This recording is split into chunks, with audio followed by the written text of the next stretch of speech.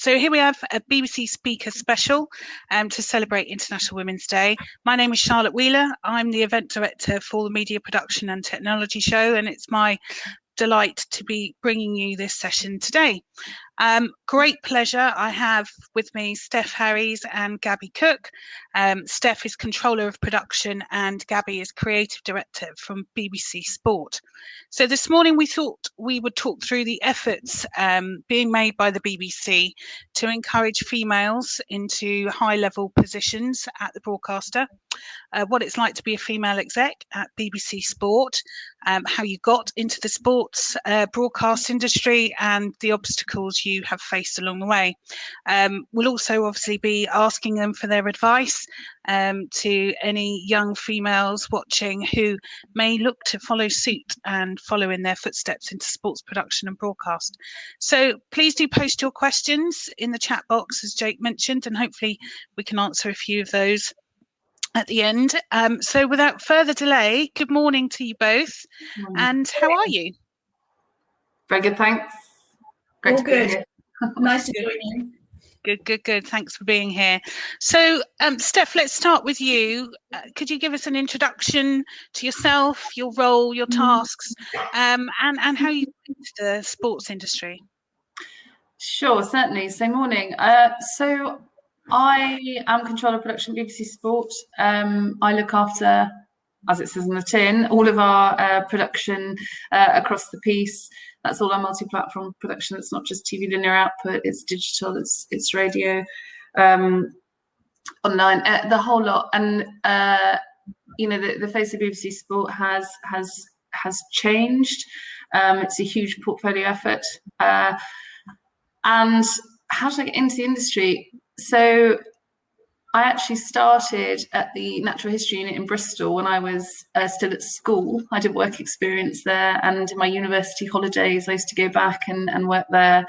I was very lucky, actually, growing up there with a big BBC hub.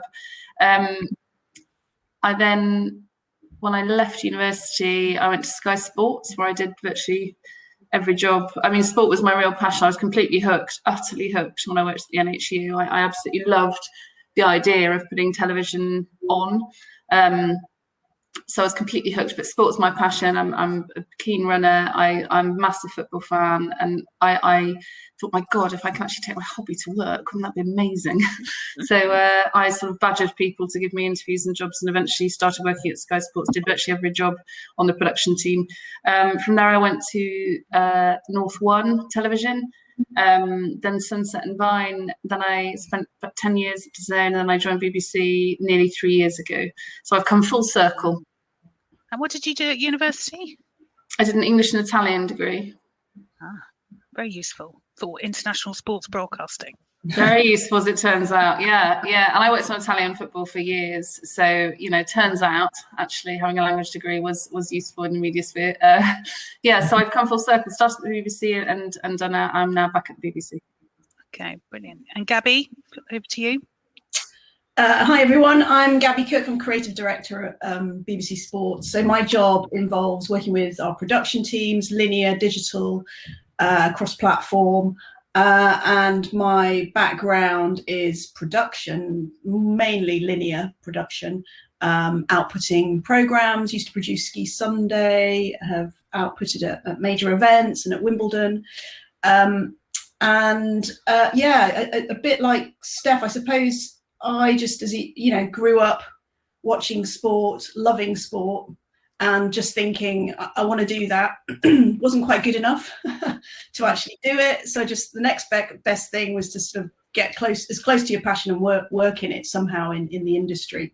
So just did that classic sort of badgering the BBC, work experience, did lots of work experience, got in and got a job at the Rolling News channel that had recently been launched, which is now our news network, which is known as News 24. Worked on sports bulletins there, and then just got this. Applied for a job. I've got the ad somewhere actually. It's a Guardian cutout, and it's a trainee TV AP. Would you like to work on Grandstand, the Winter Olympics, Ski Sunday, the World Cup? And it just kind of like, wow, this looks amazing. Applied, got down to like a short list of 20, but didn't quite make it. And then whilst I was at the news channel, got a phone call from somebody called Graham Wellham, who, a lot of people at the BBC Sport will know really well, just saying, actually, we do need some extra numbers. Are you available? Would you like to come and work? So grew up working on Grandstand, Sunday Grandstand, Match of the Day, Olympics, and just couldn't believe it, really. Finding myself, I've been around quite a while, but finding myself at the Sydney Olympics in 2000 as a young trainee, just thinking, how has this happened? This is just brilliant. So yeah, that's my very brief sort of back record, I suppose, in the industry. Wow, incredible backstories there from both of you. The key word I take away is badgering. Both badgered people to give you a go, which I think is really important, isn't it, at the moment, that I think people have to be willing to sort of badger and take on work experience and to do whatever to get your foot in. I think it's, what I always look for in people is attitude rather than talent. And, especially in young people wanting to come through, if you can very quickly, by spending a few weeks with someone, or even just in an interview scenario, quite quickly find whether somebody's got the right attitude. And I suppose, I don't know whether I really had any talent at all, but I just really wanted it and wanted to work hard. And that, I suppose, that badgering was a result of that. And I genuinely think that's sort of the secret of my success, was probably just a bit of hard work and the right attitude. But you obviously both have a clear passion for sport. And, that must stand you in such good stead, because, as you say, it's your hobby, but you're doing it for a job. So, Yeah, I mean, it does help enormously. I mean, but Gabby's right. Rather than looking for encyclopedic knowledge of sport, when you're meeting new people, what you're actually looking for is drive and ambition and motivation and character. And we don't need all the same people with encyclopedic sports knowledge. It's important to love it, but it's not the most important thing. And I think I love when people ask me advice. I love being asked questions. And if I can offer some practical advice, I'm always delighted to do so, because we all need a helping hand. We all need, we need somebody to take the time out. And I wish I sort of wish I'd had it when I was starting out. And I always sort of vowed that when I got to a senior position, I would ensure that I gave those starting out a helping hand, and I think I've delivered on that, and I'll continue to, because it's really exciting seeing the next wave of talent coming through, and that's all diverse talent. That's fantastic. And obviously everyone's aware that, especially in technology, but especially in sport, has been quite heavily male dominated. Talking to you both here, your passion, your drive and your determination got you where you are today. Has being female in the sports production business been a help or a hindrance to your career development, do you think? Steph, you go first. I don't think it's been either, actually. I would I'd invoke some feminist theory here, and I would say, to understand the nature of any inequality, I think you've got to between males and females, you've got to consider gender as a sort of construct. Ultimately, if you're good, you should succeed. And I think I've always held that sort of really sort of dear. Considering gender difference, what about the differences between women and men and men? There is difference everywhere, and diversity and difference is a good thing. Now, that isn't to say that I want to be judged by my achievements. I don't want to be judged by my gender. So it's important to say that. But we do strive for equality in the workplace, and we're not there yet. There's an absolute acknowledgement that, we're not represented well enough. And there has been progress. That doesn't mean parity. So there is still work to do. There's no question. But and we do have role models now, and that's incredibly important. Incredibly important. I think BBC is a very progressive organisation. And actually, if you ask the question of help or hindrance, you've just got to look at some of our most senior leaders in the BBC. Charlotte Moore, Chief Commercial Officer, female. Fran Unsworth, Head of BBC News, female. Our very own Barbara Slater, Director of Sport. We have some brilliant women in the most senior positions in the BBC. And for us as female execs, incredibly important that we can see a clear career path, but very, very important for young talent coming through to see women in positions of the most senior authority in this organisation and across the industry. But I do think we need representation of all diversity as we achieve equality. To me, this is not just about gender representation. Diverse teams are the best teams. So in terms of my own career, it's been neither a help nor a hindrance. Gabby?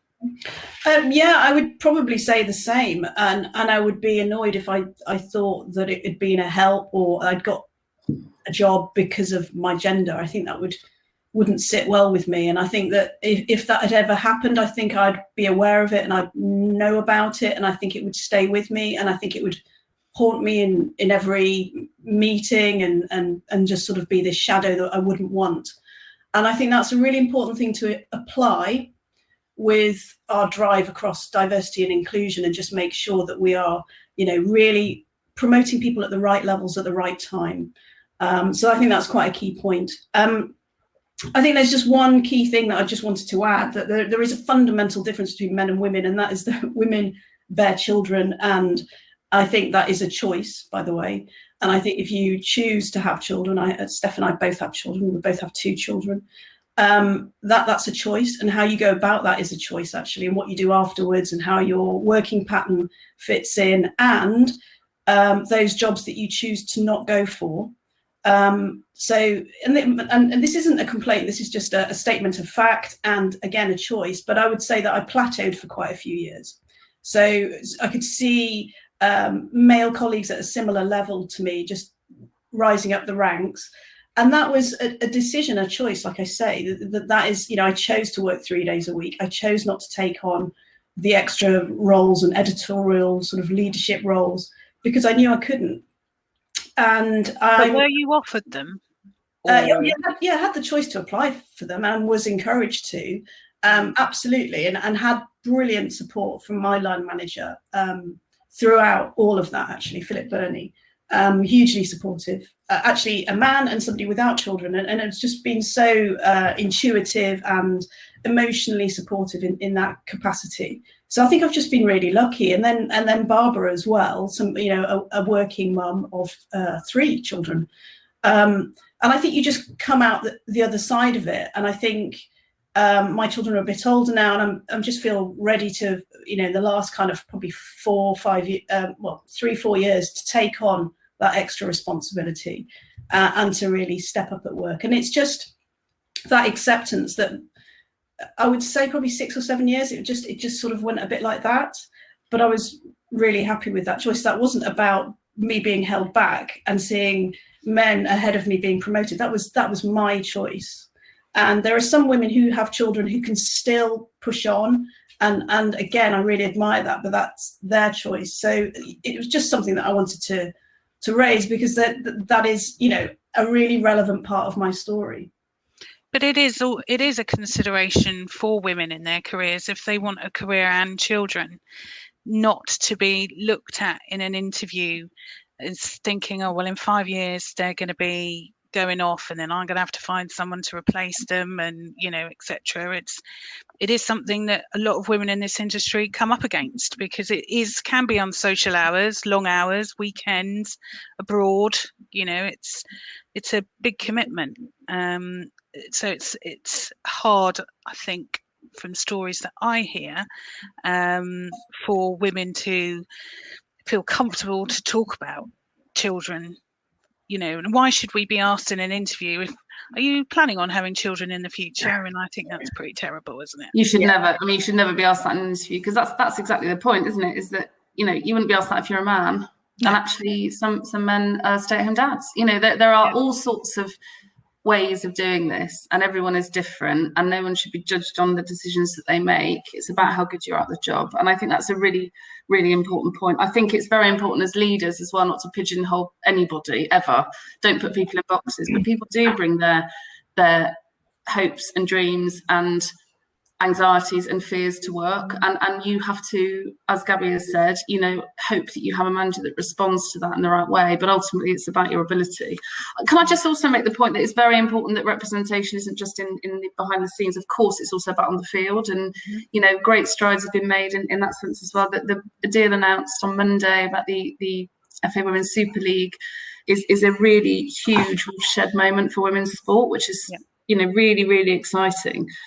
You know, in a world population of 52% are female, and only 7% of all sports coverage is women's sport. There's something very wrong with that. That's a global stat, you know. So actually our, you know, with the FA and Women's Sports Group, BBC Sky, you know, this is a big deal. You know, it will advance women's football exponentially, and it really sort of solidifies BBC's commitment to women's sport. And you know, as we build towards the Olympics, you couldn't... the Olympics has 45% of all the competitors are female. You know, that's not 50, but it's 45. You know, it's really not bad. And I think, you know, having male and female flag bearers, you know, the entire ethos of the IOC is about equitable treatment. And so it's about on screen, on the field of play and off the field of play. You know, it's an entire industry that we need to look at, but it's a really exciting deal, and we hope very much, and we think this will be a real watershed moment. The BBC have really led the field, haven't they, with broadcasting women's sport, and that in turn it then enables them to get more sponsorship, more people. When we were allowed to go to events, we're going to watch these matches live. So you know, that's right. It's a virtuous circle, isn't it? You know, in ordinary circumstances, it's a virtuous circle. We have, I mean, there's sort of really a very, very crucial part of that journey was the 2019 Women's World Cup.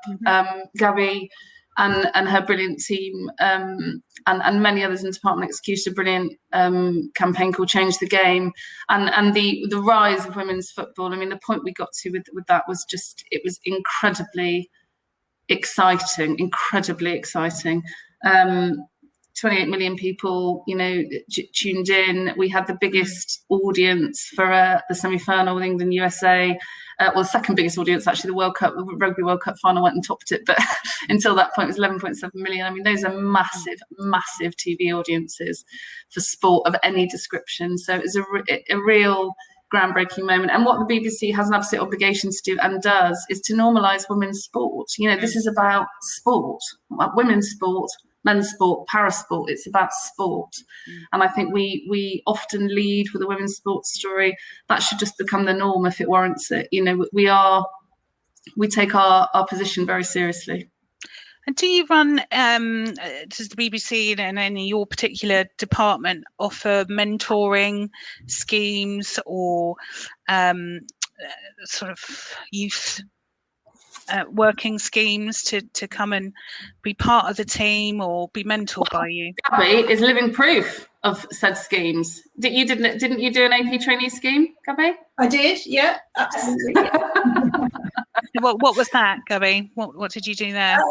Well, it was an AP trainee scheme that was actually for both men and women. But it's, yeah, I think, you know, I think it's really interesting. I take my role as an exec. It's quite a really privileged position to be in, because I think that pathway that I've already trodden, I think there are so many things that I can feed back, and it's almost about the things that I didn't do right and I didn't get right. And any working mum will sort of testify to the you know, the guilt syndrome, and the guilt, like you just feel like you're doing a bad job at home, bad job at work. And it's just trying to see that next generation that are coming through. And I'm really lucky that I feel quite close to our production teams, and that there's quite a few females who can just come and talk to me, who I don't necessarily line manage, that can just come and talk to me and just say, look, what do you think? Should I apply for this? I'm struggling with that. Can I say no to this? And it's just being able to sort of feed back and just say, there is nothing wrong with saying, no, I can't work that weekend, or I can't just give up 3 weeks to work on a major event because I haven't got family nearby. And and it's not a weakness. It's a fact of life, and scheduling. Yeah, exactly. And you know, I really don't want to sound like a cheerleader for the BBC, but it is one of the, like Steph said, one of the most progressive areas, and is incredibly supportive of flexible working for women who are working mums. And I think that's just the thing that you just can, you know, when you experienced and you've been through it, it's just helping people to sort of almost do a better job than I did actually at times, because, you know, I did fall into that trap when you're in a production editorial role of sometimes just thinking, oh, but if I don't answer that email, if I don't write that script up or that treatment up on the day that I'm supposed to be looking after my two toddlers at home, then it's, you know, so it's just sort of saying, look, it doesn't matter, work can wait, and sometimes it's not always the priority, and the, you know, there's quite a lot of pressure, I think, around you know, work and working mums and expectation, and I think it's just my message would be to just relax, your time will come, and put things on a pause for a bit. And we do have lots of mentoring schemes, as Gabby says. There's lots of informal. I think we're quite an open. I like to think we're quite an open senior team, and, you know, really important to try and, as I said at the beginning, you know, it's lovely when someone asks for your advice. But there's a Women at the BBC, which is the Pan BBC network to support career development and progression, wellbeing for all women at the BBC. We have reverse mentoring schemes. We have the Academy, the BBC Academy offers lots of coaching, inclusion and conscious bias, so all sorts of courses there. We have an allies programme and this is by the way, this is specific to women, but it's also for all. You know, this does not preclude as a male being able to do some of these things. But some of the female focused work that we've got a women in sport support group. So, you know, if there is something you don't feel able to discuss with your line manager, there is somewhere to go, a safe space where you can discuss it, and we have methods of escalation there if it needs to be escalated. We have editorial leads for women's sport in two ladies called Victoria Cotton and Anna Thompson. So they are specifically looking after all of our women's sport output, and ensuring there is women's sport is on the agenda, and sort of badgering various platforms if something isn't prominent or deserves more prominence. So, to be honest, it's not a battle. You know, that there is absolute sort of editorial buy-in from all areas, but they just ensure that the agenda is followed. We've got lots of coaching offered, networking events, and also the 50/50 project, which the BBC has been very open about. The whole department in sport has embraced the target of a 50/50 split, and on air we've actually surpassed that in the last 4 years since this project took off, which is fantastic. We've gone from a 31% females in the department to between 36 and 37%, which is also, you know, again, we're not there yet, it's progression, but it's not parity, but we're getting there, we're making progress, which is really important. And we have lots of editorial positions held by women. I mean, my three brilliant heads of production are women, but we have some brilliant editorial leads. It's important that you don't just have representation in one area of a business. And as Gabby's made the point, you know, Gabby herself, as our creative director, Louise Sutton, who's the editor of 5 Live, Helen Brown, who edits Football Focus, you know, some of our biggest programmes, some of our most important strands are led by women. So we have many female-focused sort of schemes and support areas for women to progress. And just touching on, we'll come on to the C word in a minute, COVID. But just touching on some of your points, Gabby, conversations I've had over the last year, COVID has changed the path and the way we think about flexible working. I mean, who would have thought a couple of years ago when the BBC News 24 channel, the guy was sat there having a very serious conversation about what was happening in Korea, and in comes his little girl, you know, and everyone was like, oh God, you know, how on earth did that happen, etc. And now I think we've all seen each other's children over the past year, and how you work flexibly and how managers view flexible working and has really changed things. But how has COVID affected your day-to-day job? Obviously sports was incredibly hard hit with the loss of spectators being shut down, fans depressed about not seeing their teams play. So how has it, Gabby, starting with you, affected your day-to-day job? Well, it's exactly 12 months ago, isn't it? The anniversary was yesterday, and it's amazing, isn't it? There's that human resilience. You sort of find a way, and then through that there is technology, and this kind of forum that we're on at the moment, and Zoom, which I hadn't heard of really, last February, I had not heard of Zoom. It was just a game changer. I mean, instantly we were incredibly busy, even though football was stopped and live sport was stopped. There was, we knew as a public broadcaster, we knew what the nation needed, a lift, and there was a void. That void of live sport was gone. It's a form of escapism. It's really important to a lot of people, and we had to very quickly escalate replacement programming plans, and so we were busy straight away. It's funny, it's not like we were just sat twiddling our thumbs as a sports department, and we did come up with lots of different alternative programming, a lot of kind of reliving great sporting moments from 2012 Olympics, and so it was very it just instantly bonded us as a division, and certainly within TV. We had to sort of get our production teams up and running. I think that the technology was just essential in that. I mean, obviously the whole sort of working pattern was a complete change. Thrown into the mix, having 2 children at home who were homeschooling, and the education systems, certainly in primary schools, just couldn't cope with it. There was very little infrastructure to support. I mean, there was like an email on a Monday with a few sort of suggestions, and not criticizing the school, but it was tricky, really tricky. But I think throughout it all, I think the biggest concern was that more junior level of staff. That I know that in my 20s. I didn't live on my own, in my own home with a garden, and that was just something that like financially just wasn't possible.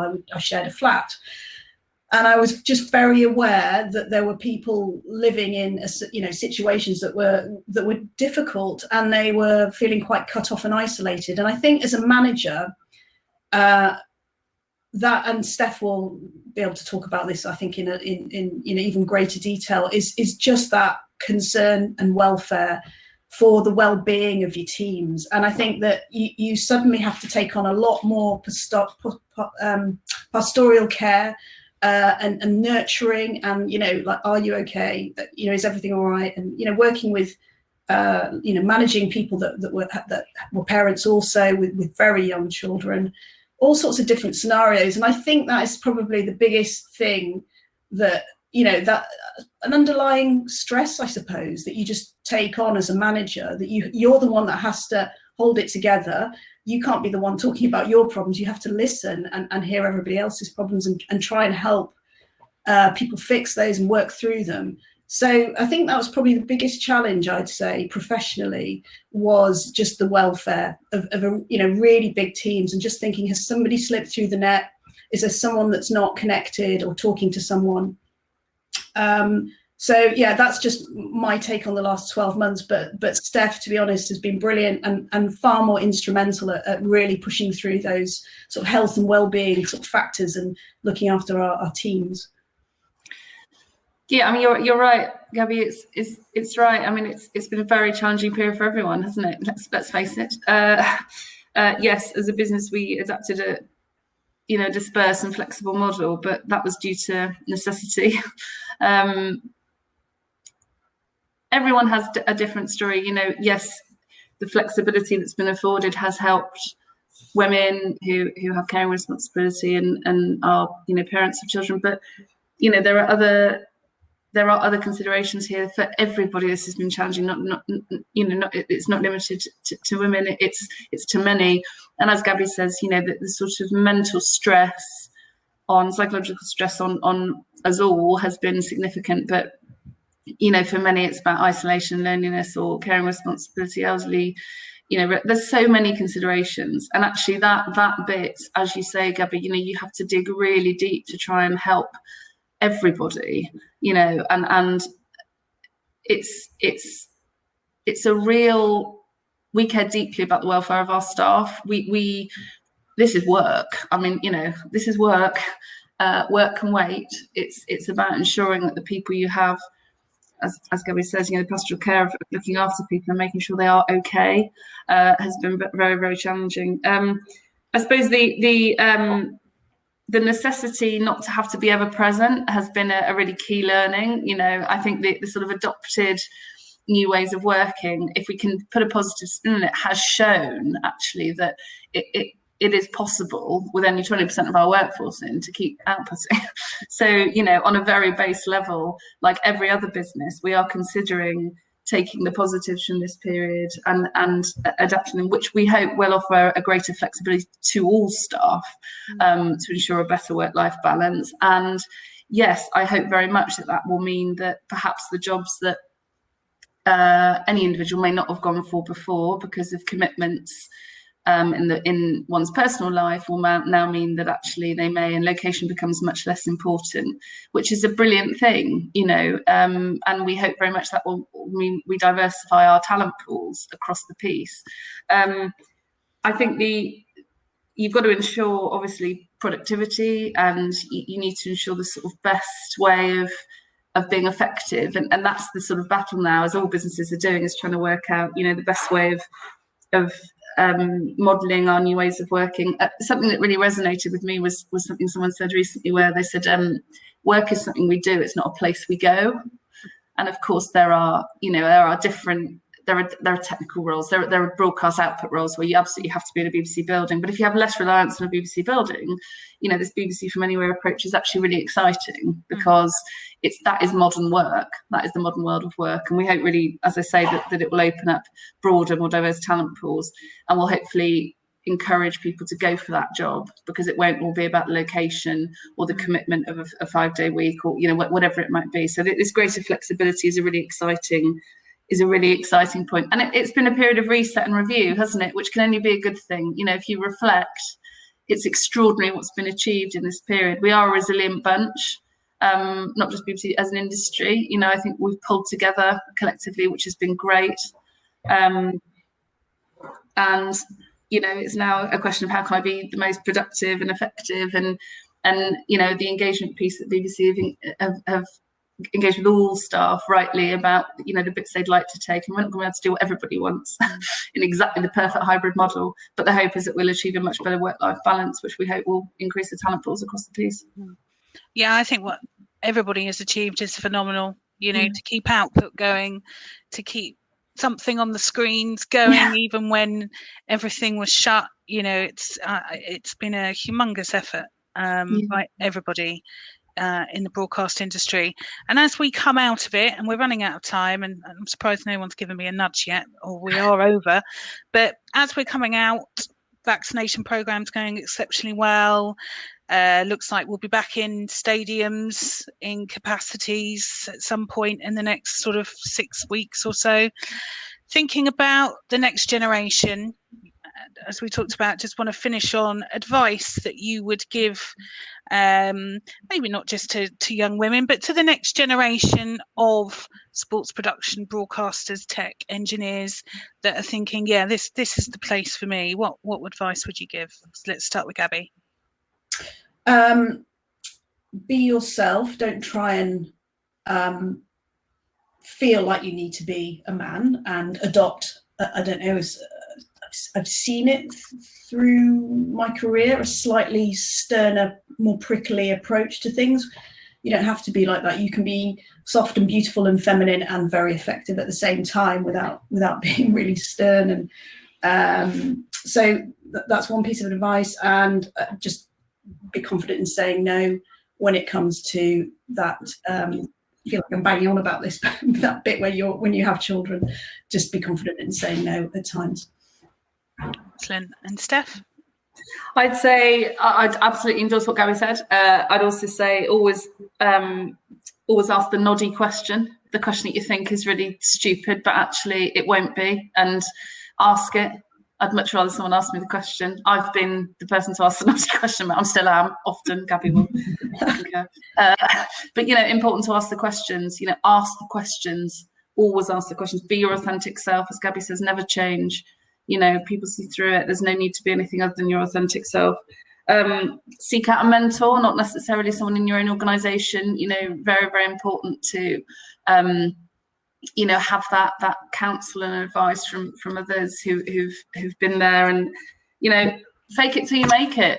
Don't, you know, that isn't about not being your authentic self, but believe in yourself. It's really interesting that there's another Harvard Business School study where, you know, a chap will, and these are rash generalizations, but a chap will apply for a job with 60% of the credentials needed, whereas a woman will often sort of tick off every single element of this, and if they haven't got 100% of them, they won't apply for that job. Apply for the job. Apply for the job. Go for the job. Have the confidence and self-belief, because often you will, more often than not, be able to do it. There are some questions there which I'm quite keen to answer. Yes, actually, I was just going to say there's got to. So the first one, at BBC, is there any monitoring of the HR team concerning diversity and inclusion, or is this more up to the direct managers of each area? So it's a collective responsibility, absolutely. But yes, there is monitoring at every level to ensure diversity. Tim Davey, our Director General, was very clear on our revised BBC workforce leadership targets of a 50-50 gender split. These are minimum targets, by the way. 20% for Black, Asian and minority ethnic colleagues, and 12% disability. And those are absolute minimum targets for BBC workforce and leadership. So yes, we are monitored. We have various systems to do that. But yes, it's monitored very carefully. And actually at the senior leadership group in sport, and actually across the piece, all the way up to board level, those figures are assessed very regularly. And we know the areas that we need to improve on it. And there's masses and masses of work going on to ensure, you know, apprentice schemes, outreach work, to ensure that we're attracting the best diverse talent. The best teams are diverse teams. So there's a huge piece of work going on to ensure that that is delivered upon. And then the last question, how do the production teams ensure diversity? I mean, I think you've just covered that. I think I've probably answered that. Yeah, I mean, we Gabby and I talk about this regularly. You know, diverse production teams are the best. You need diversity of creative thought. You need difference and different perspective, because we have to reflect. We have to. I'm just looking at these questions coming in. We have to reflect the country we live in. Yeah, it's very, very important. So yeah, very, very, very important. I think also, I mean, I'm on the board of RISE, which is the advocacy group for women in broadcast, which has a hugely successful mentoring scheme. I think looking for those sorts of programs and having an industry mentor for 6 months is something that's just so valuable to anybody, whether they're at the beginning of their career or even in the middle of their career and they don't know where they're going next, you know, and what challenges to take on. So we've got another one. Now that remote working has become completely understandable, do you believe that companies would more easily accept that women with newborn children, this is going to be one for you, Gabby, from home for some time? In other words, could the pandemic help this issue of women's fear of being mothers? I feel like I should go and set up some NCT group after this. So not with newborns. I think every woman should utilise, you know, the year's maternity leave that's entitled to them, and shouldn't be doing or thinking about work at all. But I think once that, you know, you've got childcare in place and you can use the technology, then I think working from home is absolutely viable, doable, and, you know, I think it's something that we should be, you know, looking at more with our working mums, and we definitely will do. But you know, being realistic, you do need some sort of childcare in place though, because you can't look after a child and work at the same time. I mean, it's a bit different when they're older, and you can flex a bit around nursery and school. And I work with lots of women who who kind of log off at 3:30 and then come back on in the evening, and nothing wrong with that. That's just absolutely fine by me. But you can't look after toddlers and babies and try and work at the same time. Like, it's just, two just don't add up. Yeah, absolutely. I mean, the 2012 Olympics got me through my maternity, actually, with my twins. That's what I was watching.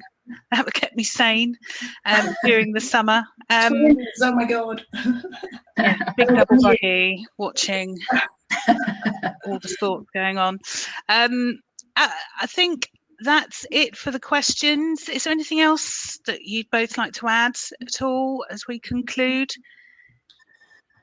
No, I think everything that we've said is probably, if we can leave you with anything, it's that, you know, this industry is for everyone. You know, don't ever go for the job. Don't ever not go for the job. Have the confidence and, you know, seek out the things that we've mentioned. And actually, I was just looking at that question again, actually, the lady that had written, could this help this issue of women's fear of being mothers? I mean, don't fear. Mm-hmm. Don't fear. You know, it's always a balancing act. There's no right or wrong. As Gabby said, it's each individual's approach to motherhood and career. You know, ultimately, it's a balancing act. It's challenging, but we have an obligation as employers to be flexible, and I believe we are at BBC. You know, and agile working. It's not when you work; it's how you work. You know, we're very, very flexible. So yes, I do think that with the sort of adoption of remote production and remote working will help. You know, we all have an obligation as employers to be more flexible. Because do men have fear of becoming fathers? I mean, it's really interesting, isn't it? That you know, would you get these questions if it was a male panel? I mean, it's, you know, it's the classic, it's the classic question, isn't it? But as Gabby says, you know, men can't actually have the babies at this stage, so you know, there is a natural distinction. But yeah, go for the job, seek out the mentors, fake it till you make it. Well, this industry is for us all. The BBC certainly sounds like an exceptionally encouraging, warm, enthusiastic place to work, and you know, I'm sure it's been incredibly difficult keeping an eye on everybody, as you say, and everybody's mental health, which has been a big topic as well over the last year. But it sounds like you've both been coping very well and looking after your teams very well, which is phenomenal. So I'm going to leave it there, and I'm going to say a massive thank you to you both for joining me. I realise we've run over, but it's been a brilliant discussion, and I hope I get to see you again soon in person. You too. Thanks, Charlotte. Thank you, Charlotte. Thank you. Thank you.